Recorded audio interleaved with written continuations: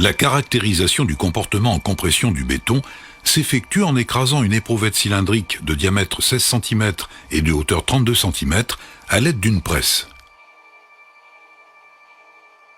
Pour pratiquer cet essai, l'éprouvette a été préalablement rectifiée afin de présenter des faces planes et parallèles. Ici, la rectification est mécanique.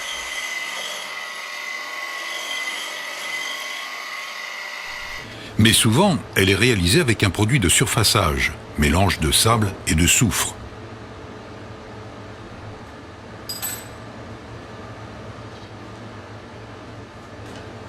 Ou grâce à un procédé de surfaçage, la boîte à sable, qui autorise le contrôle des bétons à haute et très haute performance.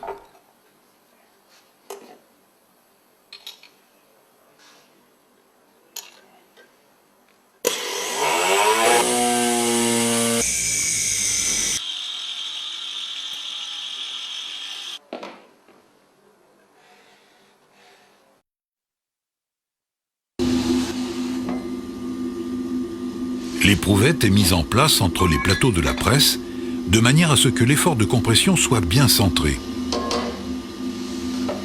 Dans un premier essai, nous nous contentons de mesurer la résistance en compression du béton. C'est l'essai le plus couramment pratiqué. Cet essai s'effectue dans les conditions normalisées.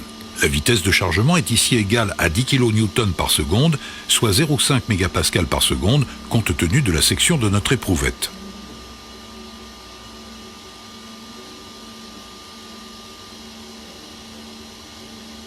La résistance en compression donnée par l'effort maximal atteint, pendant l'essai, 1208 kN, soit 60 MPa.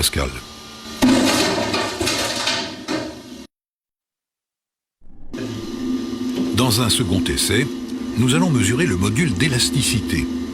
La détermination de ce paramètre est particulièrement importante pour les structures dans lesquelles on a besoin de le connaître précisément, notamment quand le flambage est dimensionnant, comme les piles de grande hauteur.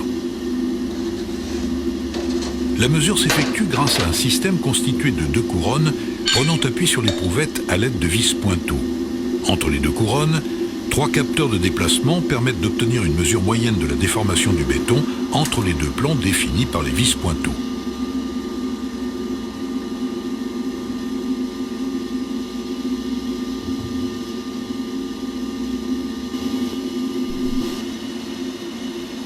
Un chargement cyclique entre 5 et 30% de la résistance en compression mesurée précédemment permet de tracer la courbe contrainte déformation à partir de laquelle on va déduire le module d'élasticité.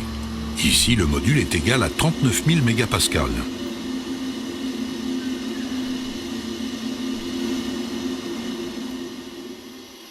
Dans un troisième essai, nous allons caractériser le comportement du béton par sa courbe contrainte déformation. Le même capteur de déplacement que pour la mesure du module est utilisé afin de mesurer la déformation. La courbe contrainte déformation, d'abord quasi linéaire, devient ensuite non linéaire. L'effort atteint un pic, la résistance en compression, pour une déformation voisine de 2 pour 1000.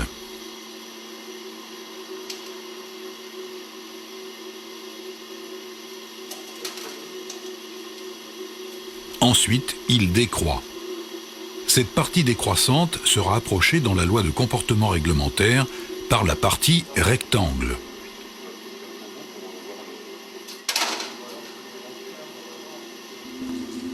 L'examen des éprouvettes après rupture montre que la fissuration est parallèle à la direction du chargement dans la zone centrale, mais évite la zone au contact des plateaux de la presse. Ceci est dû au phénomène de fretage et conduit, lorsque l'effort est bien centré, à l'apparition de cônes de rupture sous les plateaux d'appui.